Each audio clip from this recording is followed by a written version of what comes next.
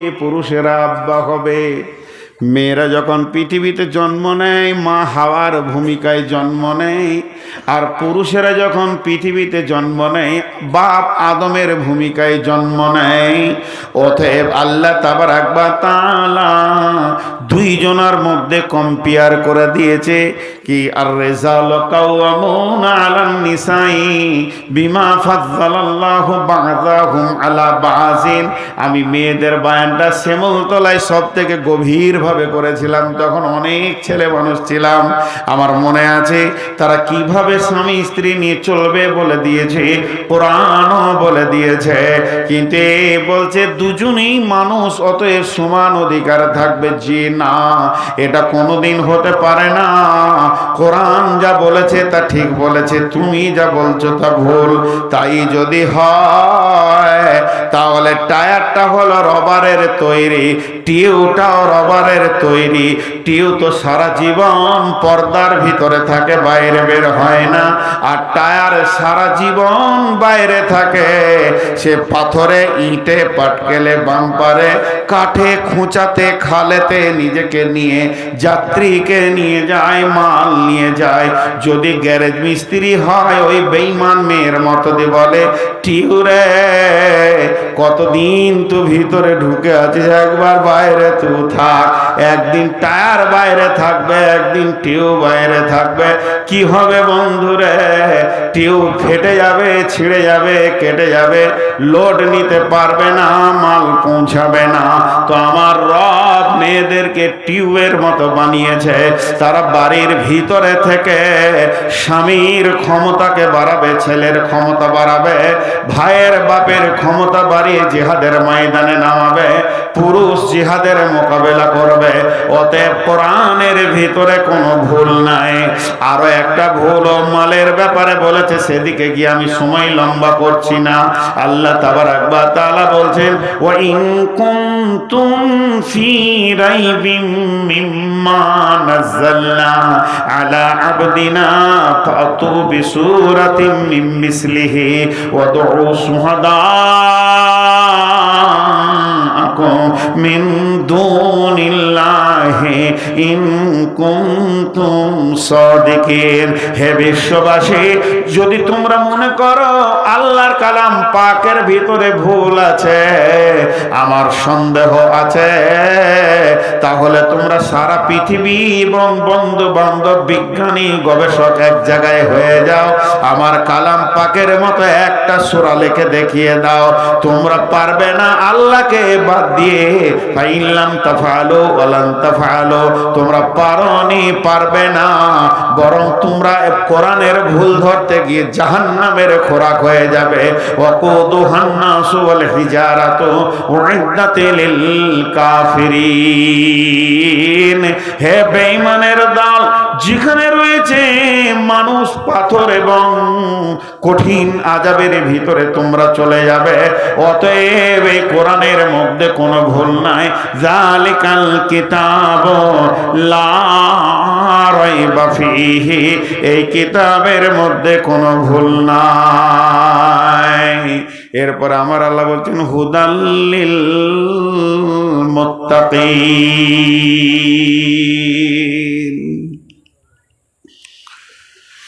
আপনারা কুশার বলেন, কুশার মিষ্টি রস বের হয় নাই না, কুশার। যার দাঁত নাই ওকে যদি কুশার দেন ও কি করবে? দাঁতবিহীন লোক কুশার দেখবে, স্বাদ পাবে না। আর যার দাঁত আছে ওকে যদি দেন, ওর চাবিয়ে ভিতরকার মধুকে টেনে বার করে চুষবে। এটা হলো কুশার। আর দাঁত হলো আল্লাহর ভয়।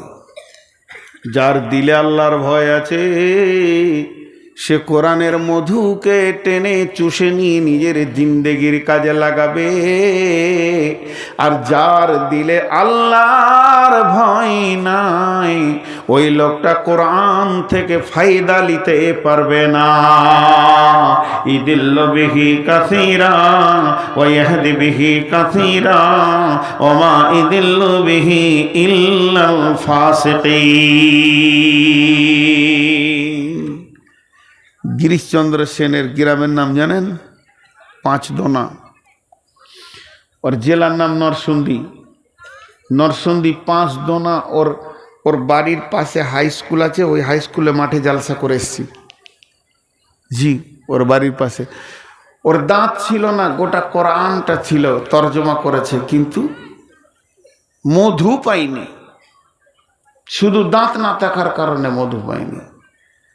হযরতে উমর, মা আমার, বোন আমার, আল্লাহর ভয় কাকে বলে দেখেন। হযরতে উমর একদিন গভীর রাত্রিতে সফর করছেন, অন্ধকার অমাবস্যা রাত, কেউ কাউকে দেখতে পেছে না, শুধু উট আর ঘোড়ার পায়ের খুঁড়ের শব্দ খুরুক খুরুক করে মরুভূমির ওপরে চলছে।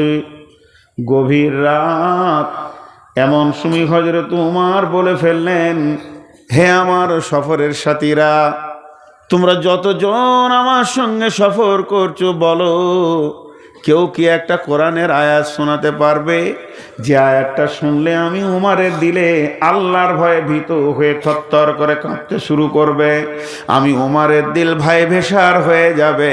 পেছন থেকে শব্দ আসছে, বিসমিল্লাহির রহমানির রহিম, ফামান ইয়ামাল মিসকালা যাররাতিন খায়রান ইয়ারা ওয়া মান ইয়ামাল মিসকালা যাররাতিন শাররান ইয়ারা। হযরত উমর ডুকরে কেঁদে উঠলেন, ভিবড়ে কেঁদে উঠলেন। উমরকে লক্ষ্য করে আয়াতটা যখন পড়া হলো, তো তর্জমাটা এরকম হয়ে যাবে, উমর রে, তোমার যদি সর্ষে দানে বরাবর গুনাহ বা নেকি থাকে, একদিন বহির প্রকাশ ঘটে যাবে, আর সেই দিন তার রেজাল্ট তোমাকে গ্রহণ করতে হবে। হযরত উমর ডুকরে কাঁদছেন, কাঁধা থামা বড় মুশকিল হয়ে গেছে, হিচকি মেরে মেরে কাঁদছেন। আর কাঁদতে কাঁদতে বলছে, কে দোয়াটা পড়েছো ভাই, আমার দিলকে সান্ত্বনা দেওয়ার মতো কোরআনের আয়াত কি আছে তোমার কাছে? তুমি আর একটা আয়াত আমাকে শুনিয়ে দাও, যাতে করে আমি উমর যেন দিলের সান্ত্বনা পায়, নচেত আমার দিলের ভিতরে এতটা বেচैन ঢুকে গেছে, আমি আর শান্তির জগতে ফিরতে পারছি না। একই কণ্ঠে শব্দ গেল, বিসমিল্লাহির রহমানির রহিম, লা তাকনাতু মির রাহমাতিল্লাহ। উমরকে বলতে চাইলে, উমর তুমি গুনাহ করে করে যদি আকাশকে ঠেকিয়ে দাও, পাহাড় বরাবর করে নাও, আমার আল্লাহ এত বড় মেহেরবান, ওনার রহমতের দরিয়ায় গুনাহটা কিছুই হবে না। আমার আল্লাহ যদি একবার রহমতের দৃষ্টিতে তাকায়, হাজার পাপী উদ্ধার হয়ে জান্নাতের দরজায় পৌঁছে যাবে। হযরত উমর তখন একটু আশ্বস্ত নিলেন, আশ্বস্ত শ্বাস নেওয়ার পর বলছে, ভাই আয়াতটা কে পড়েছো? আমার মনে হয় তুমি আব্দুল্লাহ ইবনে মাসউদ নাকি? তখন আব্দুল্লাহ ইবনে মাসউদ বলছেন, ও ভাই উমর, আমি হতভাগা আব্দুল্লাহ ইবনে মাসউদ আয়াতটা পড়েছি। এ ছিল সাহাবীদের জীবন। যতদিন আল্লাহর ভয় দিলে না এসেছে, কোরআন থেকে হেদায়েতের নূরকে বের করার ক্ষমতা পৃথিবীর কারো হবে না। এর জন্য কোরআন প্রথমেই শর্ত করে দিয়েছেন যে যালিকাল কিতাব, এই কিতাবের মধ্যে লা রাইবা ফিহি, কোনো সন্দেহ নাই, হুদাল লিল মুত্তাকিন, এই কিতাব থেকে মধু চুষে হেদায়েতের রাস্তা যারা পাবে তারাই হচ্ছে মুত্তাকি। তাফসীর ইবনে কাসিরের মধ্যে একটা ঘটনা এনেছেন। ঘটনাটা কি? একদিন হযরত উমর বলছেন, আল্লাহর ভয় সম্পর্কে কেউ কিছু বলতে পারবে কি? ও মা, বোন আমার, বেটি আমার, হযরত উমরের মতো ব্যক্তি যখন এই কথা বললেন, একজন সাহাবী উঠে দাঁড়ালেন, তার নাম হচ্ছে আব্দুল্লাহ ইবনে উবাই। আব্দুল্লাহ ইবনে উবাই উঠে বলছেন, আমিরুল মুমিনিন, খলিফাতুল মুসলিমিন, আমি রাসূলের মুখে যেটা শুনেছি আল্লাহর ভয় সম্পর্কে, আমি কিছুটা আপনাকে বলতে পারবো। হযরত উমর বললেন, ভাইয়া তুমি আমার কাছে এসে একবার বলো, আমি তো রাসূলের কাছে আল্লাহর ভয় সম্পর্কে শুনেছি, কিন্তু তোমার মুখে শুনলে আমার দ্বিতীয়বার রেনুয়েল হয়ে যাবে, আমার আল্লাহর ভয়টা যেন আর একবার পুনর্জীবিত হয়ে যাবে। তখন বলছে, তুমি বলো। এবার বলতে শুরু করলেন ওই লোক, আব্দুল্লাহ, হযরত উবাই ইবনে কাব। উবাই ইবনে কাব বলছেন, আব্দুল্লাহ ইবনে উবাই বলছেন, শোনো, না, উবাই ইবনে কাব বলছেন আমিরুল মুমিনিন আপনি শুনেন। শুনেন বলেও আবার একটা কথা বলতে শুরু করে দিল, আমিরুল মুমিনিন খলিফাতুল মুসলিমিন আপনি আমাকে একটা ছোট্ট করে জবাব দেন। আমি একটা প্রশ্ন করি, বলে বলো কি? জীবনে কোনো দিন চিকন সরু মিহি রাস্তায় হেঁটেছেন? দুইটা জমির মাঝে যেমন আলপথ থাকে, এটা ন্যাশনাল হাইওয়ে নয়, এটা 6 লেন 4 লেন নয়, এটা 2 লেন নয়, বরং চিকন রাস্তা। উমর বলছে হ্যাঁ আমি ওরকম রাস্তায় হেঁটেছি। তখন আব্দুল্লাহ ইবনে উবাই বলছেন ও ভাই আমিরুল মুমিনিন আর একটা কথা শুনেন, ওই রাস্তাটা যেদিকে ছিল ডান দিককার জমিওয়ালা কাঁটা দিয়ে বেড়া দিয়েছে, বাঁ দিককার জমিওয়ালা কাঁটা দিয়ে বেড়া দিয়েছে। ডান দিককার জমিওয়ালার উদ্দেশ্য তার জমির ফসলে যেন কোনো ছাগল বকরি না লাগে, এর জন্য কাঁটা আর বেড়া দিয়েছে সংরক্ষণের জন্যে। বাম দিককার জমিওয়ালাও তাই ওই রকম কাঁটা দিয়ে বেড়া দিয়েছে, দুই দিকের কাঁটা আর বেড়া, আর মধ্যখানে চিকন রাস্তা। আমিরুল মুমিনিন জীবনে কি কোনোদিন এমন পথে হেঁটেছেন? আমিরুল মুমিনিন বলছেন হ্যাঁ হ্যাঁ হ্যাঁ যাই বলেছেন। উবাই ইবনে কাব বলছেন আমিরুল মুমিনিন আপনি কেমন করে হেঁটেছিলেন দেখাবেন কি? তখন একবার আমিরুল মুমিনিন উঠলেন, দিয়ে দেখাইছে এরকম করে কাপড়গুলো সেমটে নিয়েছিলাম, একবারে সাবধান হয়ে হেঁটেছিলাম। আমার দিলে ভয় হচ্ছিল, ডান দিকে কাঁটা বাঁ দিকে কাঁটা, ঝুঁকি ডান দিকে গেলেও কাটবে বাঁ দিকে গেলেও কাটবে, কাপড় ছিঁড়ে যাবে, সুতো উঠে যাবে, চামড়া কেটে যাবে, রক্ত বের হয়ে যাবে, এতগুলো বিপদের মুখে পড়ব। যখনই কথা বলেছেন তখন আব্দুল্লাহ ইবনে উবাই বলছে বাস বাস বাস বাস বাস বাস হয়ে গেছে, আর আপনাকে বলতে হবে না। বিশ্ব নবী এটাকে আল্লাহর ভয় বলেছেন। ওরে আমার মারে, ওরে আমার বোন, এখান থেকে আল্লাহর ভয়ের কি বুঝলেন? উবাই ইবনে কাব বলছেন, আব্দুল্লাহ ইবনে উবাই বলছেন সারা বিশ্বটা শয়তান কাঁটা ছড়িয়ে দিয়েছে। মুমিনের জন্য পৃথিবী বড় কাঁটার জায়গা হয়ে গেছে। একদিকে বেশ্যা, একদিকে লুচ্চা, একদিকে রান্ডি, একদিকে জুয়ো, একদিকে তাস, একদিকে মদ, একদিকে সুদ, একদিকে গ্রুপ, আর একদিকে কিছু, চারিদিক ফেসবুক ইউটিউব মিলে মুমিনের জন্য পৃথিবীর ময়দানটা কাঁটা যুক্ত হয়ে গেছে।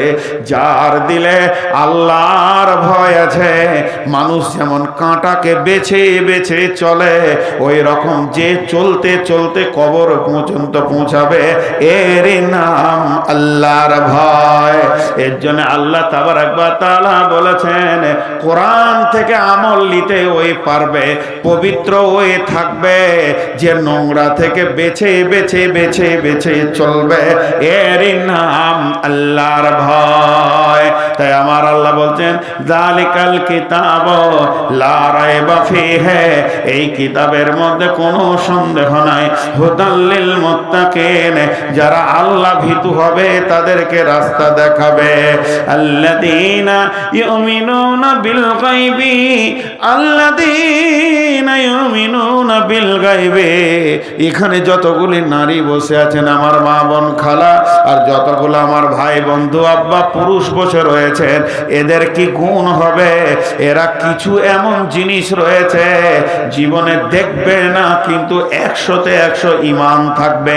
আল্লাহকে দেখলো না, ঈমান রাখলো, ফেরেশতা দেখলো না, ঈমান রাখলো, কবরের আযাব দেখলো না, ঈমান রেখেছে, কবরের আযাব দেখলো না, জাহান্নাম দেখলো না, ঈমান রাখলো, ফুলসেরাত দেখলো না, ঈমান রাখলো, জান্নাত দেখলো না, ঈমান রাখলো। এদের দিলের ভিতরে ঢুকে গেছে আল্লাহ সত্য, আখিরাত সত্য, কিয়ামত সত্য, কবর সত্য, কবরে আযাব সত্য, কবরে শান্তি সত্য, কবরে শাস্তিও সত্য, আর ফুলসেরাত সত্য, মিজান সত্য, দাঁড়িপাল্লা সত্য, ডান হাতে বাঁ হাতে সার্টিফিকেট দেওয়া হবে সত্য, ফুলসেরাত সত্য, জাহান্নাম সত্য, জাহান্নামের আগুন আগুন সত্য, সেখানে আযাব সত্য, সেখানে নোংরা খাবার আছে সত্য, জান্নাত সত্য, জান্নাতকে সাজানো আছে সুসজ্জিত হয়ে সত্য। এতগুলির ওপরে যারা ঈমান রাখবে, আল্লাযীনা ইউমিনুনা বিল গায়বি, আল্লাহ তাবারাক ওয়া তাআলার নবী হযরতে হারিসকে ডেকে বলছেন, হারিস রে আয় আয় আয় আমার কাছে আয়। হযরতে হারিস এলেন নবীজির কাছে। নবীজি বলছেন, হারিস রে তুমি তোমার ঈমানের ব্যাপারে আমাকে কথা বলো। তোমার ঈমান কতটা আছে, কতটা কমেছে, কতটা বেড়েছে, পার্সেন্টেজ বলো। হযরতে হারিস বলছেন, ইয়া রাসূলুল্লাহ, ইয়া হাবিবাল্লাহ, ও দয়ার নবী গো, আমি ঈমানের ময়দানে 100-তে 100 দাঁড়িয়ে আছি, আমি 99 নয়, আমার ঈমান কমেনি। বিশ্ব নবী বললেন, তুমি এত বড় দাবি করলে, তবে কেন তুমি নিজেকে এত বড় ঈমানদার বলে দাবি করেছ? হারিস রে একবার কি আমাকে তুমি বোঝাতে পারবে? হযরতে হারিস বললেন, ইয়া রাসূলুল্লাহ, আমি যখন ঘুম থেকে উঠে ফজরের সালাত আদায় করেছি, তখন থেকে সন্ধ্যা পর্যন্ত ওয়াঈদ আর ওয়াদার উপরে আমার ঈমান রয়েছে। কেমন ঈমান রয়েছে? আপনি জাহান্নামের কথা যেগুলো বলেছেন, জাহান্নামের আগুন একে অপরে লড়াই করবে, জাহান্নামের আগুন কালো হবে, জাহান্নামের আগুন 70 গুণ তেজ হবে, জাহান্নামের ভিতরে রক্ত পুঁজ খাবার রয়েছে, জাহান্নামের নারী পুরুষ উলঙ্গ অবস্থায় পূর্বে। আমি যেন নিজের চোখে জাহান্নামকে দেখতে পেয়েছি, আমি যেন মনে হচ্ছে জাহান্নামের আগুনের শব্দ আর জাহান্নামীদের আর্তনাদ যেন আমার কানকে ঝাঁঝিয়ে দিয়েছে। আপনার জবান আর আল্লাহর কালাম পাক, আপনার কথা আমার চোখ যেন বারবার মিলে গেছে, জাহান্নাম যেন দেখতে পেয়েছি। তেমনি আপনি জান্নাতের কথা যেমন বলেছেন, সেখানে সোফা সেট রয়েছে, কোরআন বলছে সারাবান তহুরা রয়েছে, সবুজ কার্পেট রয়েছে। শুধু তাই নয়, হুরপরীরা সেখানে গাইছে, তারা আনন্দ দিচ্ছে, আঙ্গুর খেজুর যেন ডালিম ঝুলছে। ও দয়ার নবী গো, আপনি যেমন যেমন যেমন জান্নাতের কথা বলেছেন, আমি হারিস যেন ওই রকম জান্নাতকে দেখতে পেয়েছি। আমার এইভাবে সকাল গেছে, আমার এইভাবে দুপুর গেছে, আমার এইভাবে সন্ধ্যা হতে চলেছে। দয়ার নবী বললেন, হারিস রে তুমি যে ঈমানের দাবি করেছো 100-তে 100, তোমার দাবি সত্য আছে। এর জন্য আল্লাহর কালাম পাক বলছেন, আল্লাযীনা ইউমিনুনা বিল গায়বি, ওই লোকেরা গায়েবের উপরে ঈমান রাখবে।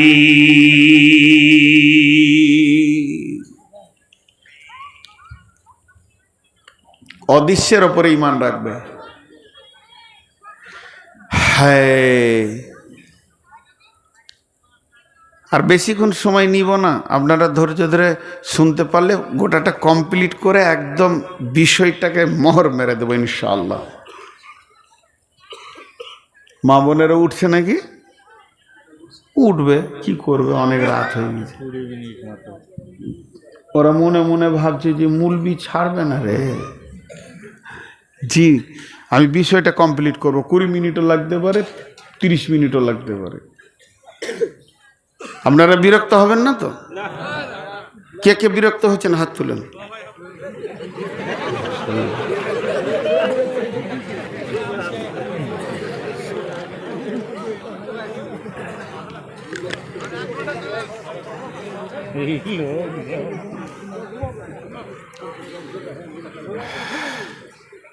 চার নম্বর আল্লাহ বলছেন, ওয়ায়ুকিমুনাস সালাতা, ওই লোকেরা সালাত আদায় করবে। সফল কামেরা সালাত আদায় করবে। আজকে সফল কাম বক্তব্য চলছে। ওয়ায়ুকিমুনাস সালাতা, তারা সালাত আদায় করবে, তারা কোনোদিন বেনামাজি হতে পারে না। বেনামাজি সফল কাম হতে পারে না, আর সফল কাম ব্যক্তি কোনোদিন বেনামাজি হতে পারে না। ভুলবশত মুমিনের দ্বারা বড় বড় গুনাহ হয়ে যেতে পারে, নামাজ ছাড়ার মতো গুনাহটা সে কোনোদিন করবে না। ভুলবশত মুমিনের দ্বারা বড় বড় গুনাহ হয়ে যেতে পারে, নামাজ ছাড়ার মতো গুনাহটা করবে না। আর বেঈমানের দ্বারা বড় বড় নেকিও হতে পারে, কিন্তু নামাজ পড়ার মতো নেকিটা তারা করতে পারবে না। এর জন্য আমার আল্লাহ বলেছেন, আল্লাযীনা ইউকিমুনাস সালাতা ওয়া মিম্মা রাযাকনাহুম ইউনফিকুন, এবং তাদের 5 নম্বরে গুণ হবে, যেখানে দিনকে বাঁচানোর জন্য অর্থ লাগবে ওই জায়গাতেই তাদেরকে পাওয়া যাবে। মাদ্রাসার কালেকশনে পাওয়া যাবে, মসজিদের কালেকশনে পাওয়া যাবে, ঈদগাহের কালেকশনে পাওয়া যাবে, আপনার কিনা জানাজার জায়গার কালেকশনে পাওয়া যাবে, গোরস্থানের কালেকশনে পাওয়া যাবে, তাবলীগ জালসার কালেকশনে পাওয়া যাবে। কোরআনকে বাঁচানোর যতগুলি জায়গা আছে ওই জায়গাতে ওদেরকে পাওয়া যাবে। আপনারা উঠিয়েন না দিনাজপুরের লোকের মতো। কালেকশন শব্দটা যদি একবার বের হয়ে যায় দিনাজপুরের মাটিতে, 3 মিনিটের মধ্যে ময়দান খালি। ওরা ওই কথাটা শুনতে রাজি লয়, সারা রাত জালসা করেন, শুনবে। কালেকশন বলে দিলে এই যে মজলিস আছে এটা খালি হতে 3 মিনিট লাগবে ওদের, উঠবে আর চলবে, উঠবে আর চলবে। তুই যদি বাপ বলা হয় তো বসবে না। কালেকশন বললি কেন তুই? জালসা কমিটির সেক্রেটারি নারে তাকবীর আল্লাহু আকবার, লিল্লাহি তাকবীর আল্লাহু আকবার, তার মা বাপ ভাই বোন 16 পুষ্টির জন্য দান করেছে, নারে তাকবীর 20 টাকা। এর নাম দিনাজপুর।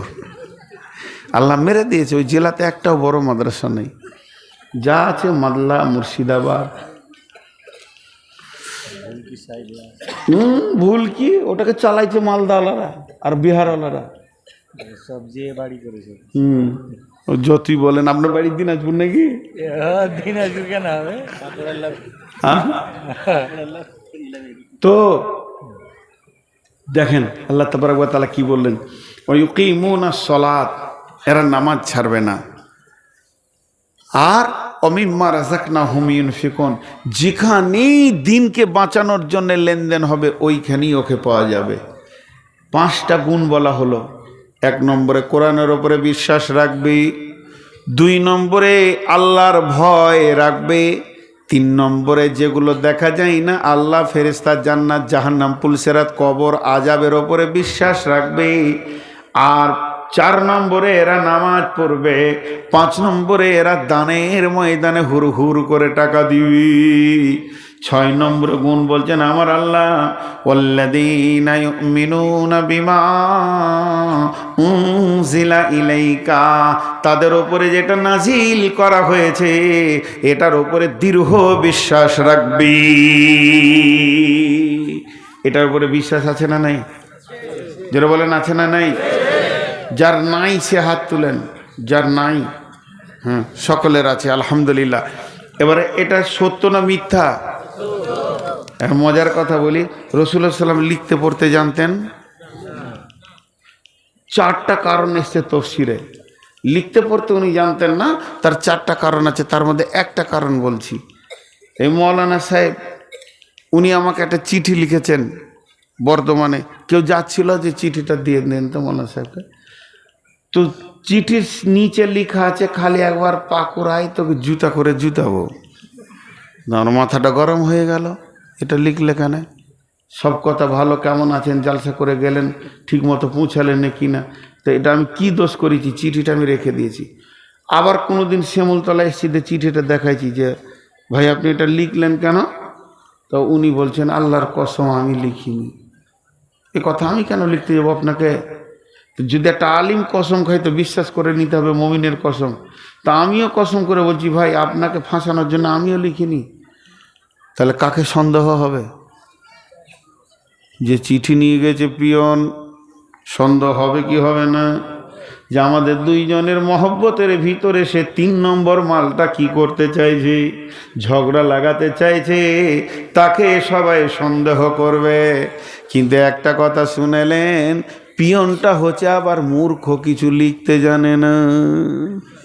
তাহলে আর সন্দেহ থাকবে কি? জোরে বলেন। আর সন্দেহ থাকবে না।